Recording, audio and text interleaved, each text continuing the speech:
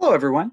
This is Alexander Lucard. I am a system administrator for Montgomery County's HMIS system, ServicePoint.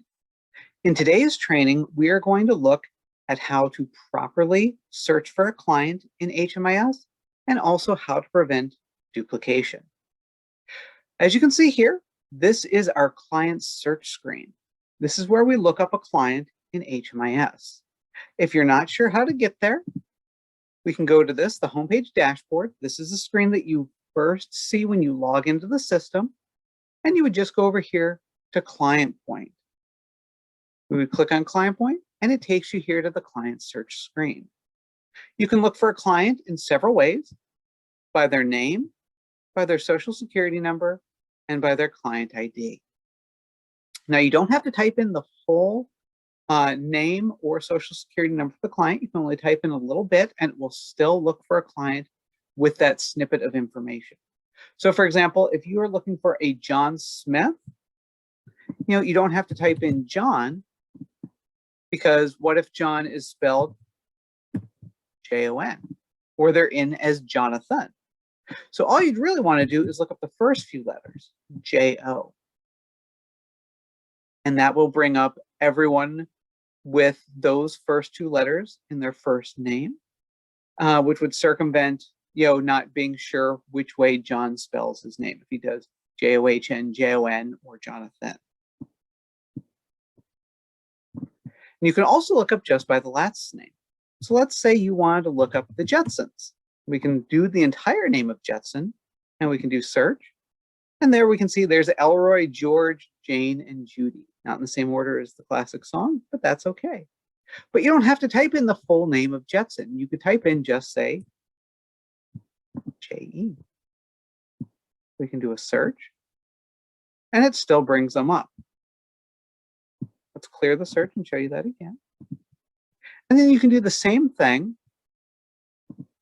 So if, let's say, you just wanted to find George Jetson, you can type in the first 2 or 3 letters of the name, hit search, and we can see there's George Jetson. We've got his name, his social security number, no date of birth. And remember, we always want to try and get the date of birth, and also their HMIS number. So if we really wanted to look for George,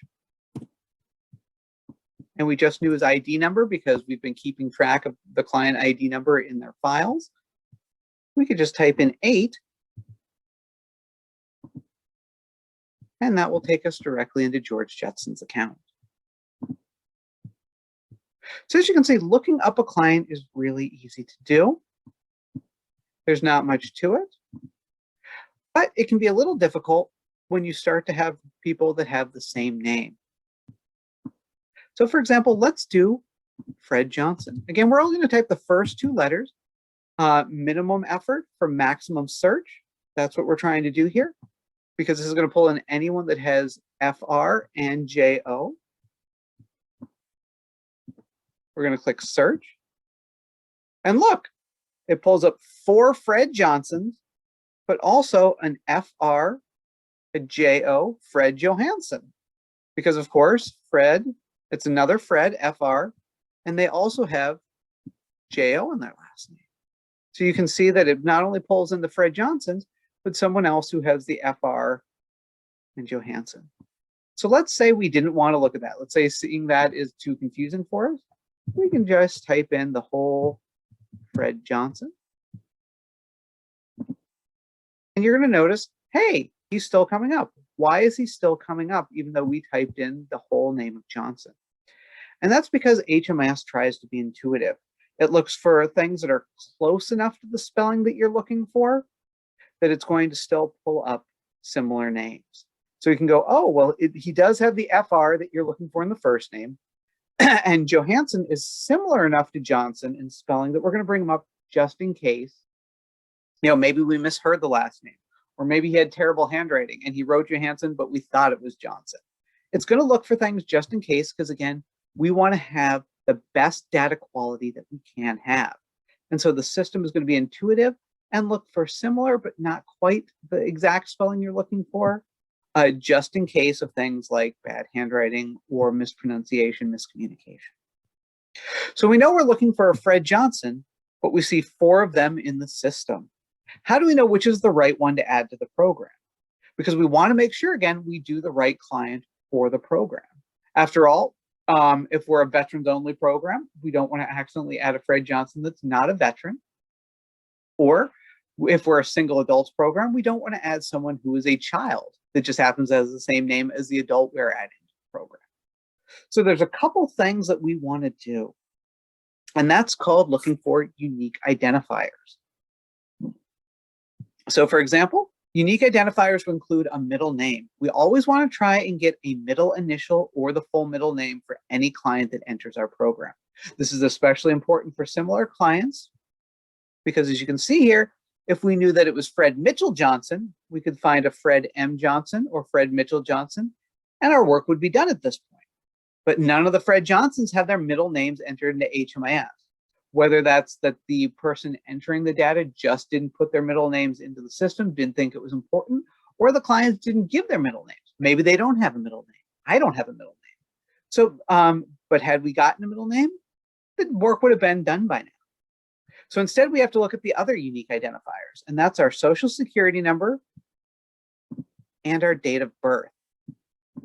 Now, when a client joins our program, your intake should have a spot for their social security number or their date of birth. There should be a place for that to be recorded.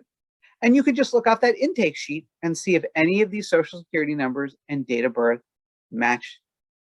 If they match, then hey, you're good to go. You can pick the Fred Johnson that matches, and you can go from there. But let's say you're a program where the client doesn't have to provide that information or just hasn't right now, and you're not sure which Fred Johnson to use.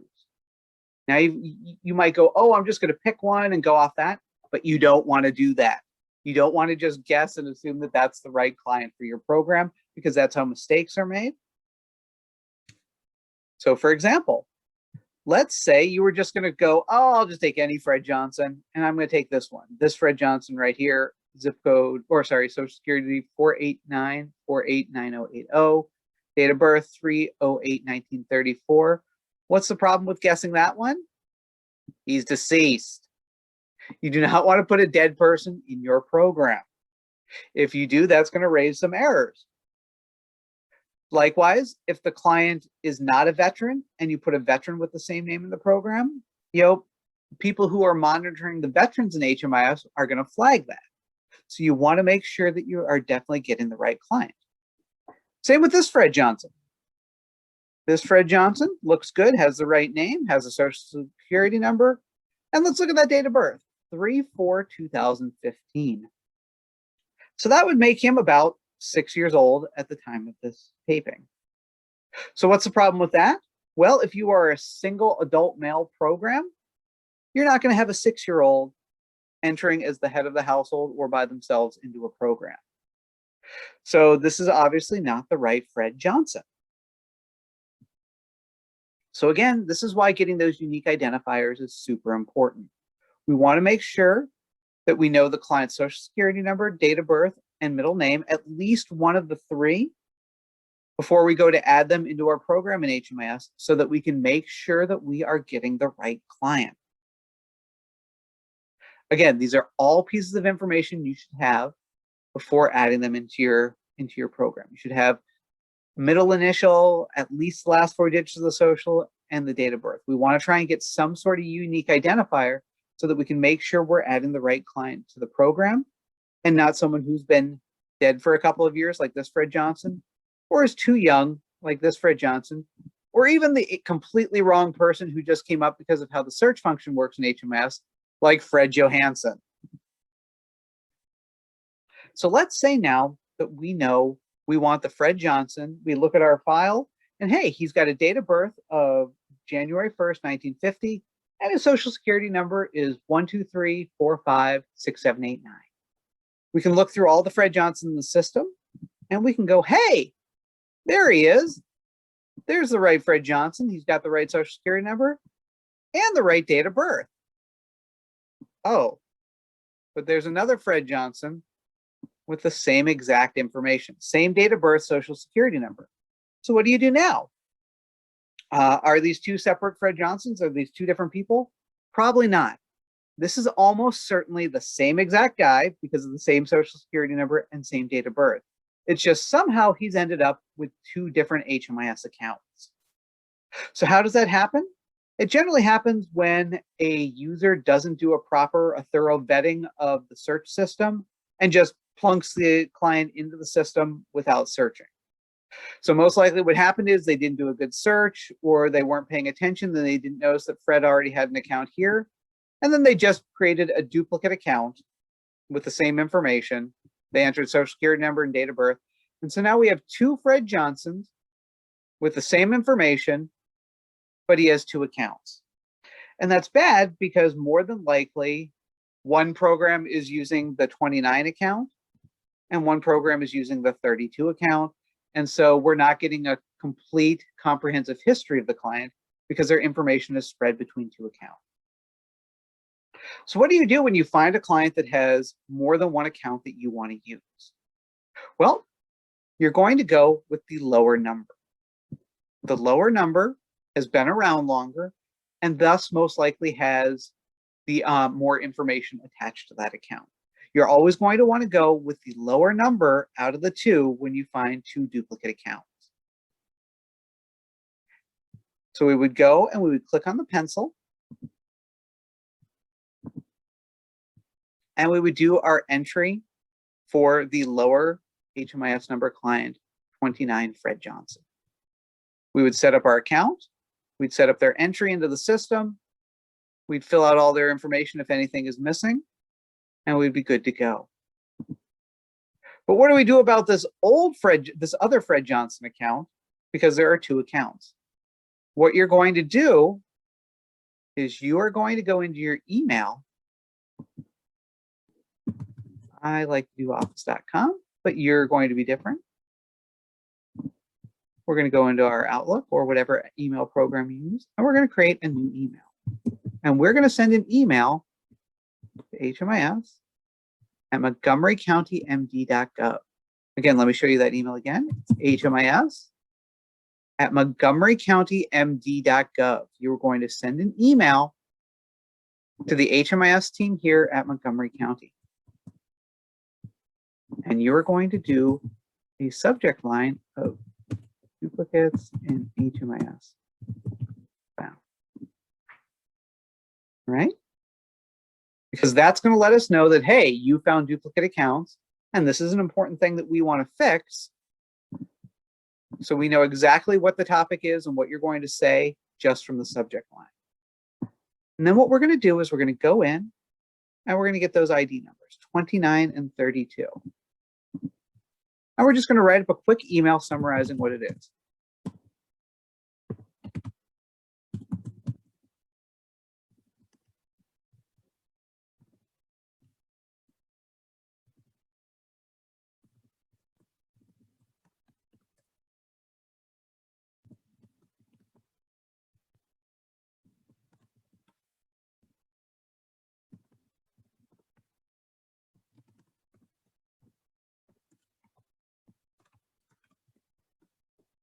So what you would do is you write an email with just the client ID numbers, 29 and 32. We don't want to do any personal identification information for clients in our email. So we don't want to put their full name in there. We don't want to put their social security numbers or date of birth. We want to be very secure with the data. All we need in the email are the HMIS ID numbers. Again, if we go back and we look, it's 29 and 32 that are the same account duplicated. So we would do 29 and 32 are duplicate accounts. The ID have the same name, social security number, and date of birth. Please merge the two accounts when you have time. You would hit send, and that's going to generate an email for us. And we'll look into the accounts. We'll go, hey, what do you know? They are the same. We've got the same name. We've got the same social security number. We've got the same date of birth. And what we would do is we would then merge the accounts. We would do a merge request. We would combine the two accounts into one. We would keep the lower ID number, and then all the information from 32, like case notes, service transaction, entry exits, all of that would be ported over into account 29, and count 32 would be deleted.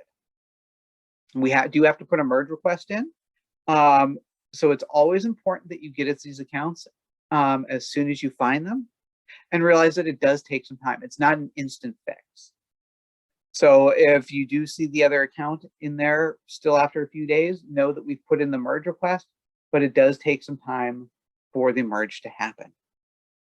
Again, we don't want to find duplicates in the system, but there are going to be some duplicates happen. Sometimes, you do a search and it just, maybe Fred here is using his middle name of Tony. And then we have a Tony Johnson with the social security number of 123456789 and the date of birth of January 1st, 1950. And we just don't find it out until someone just does a search for Johnson. Or we do a year search, like a point in time or a data quality check, and we discover that there are two people with the same last name, social security number, and date of birth, but different first names because Fred called himself Tony for whatever reason at this agency provider. So we just want to be safe, and duplicates are going to be found. And we just want to make sure that, when they come up, you just let us know. You send that email to HMIS@montgomerycountymd.gov, and we'll take care of it. Again, duplicates are not something we want to find, but they are a fact of life in any HMIS system. So by all means, let us know as soon as you find them, because you're going to find them before we are, just due to the fact that a client goes into so many different providers over their lifespan in the system. And that's really all the training that we have today. We've covered how to look up a client, and we have covered, what to do when we find a duplicate. If you do have any questions, we do have a PowerPoint version of this as well. And you can always feel free to reach out to us at that HMIS@montgomerycountymd.gov email that we've shown you for clarification or to help you out. That's what we're here for. We're here to make sure that you get training for the best data quality you can provide. And we're also here if you have any questions or need any clarification. And with that, our training's done. So thank you for attending today. And we really do appreciate you taking the time to listen to and or read the training. Have a great day.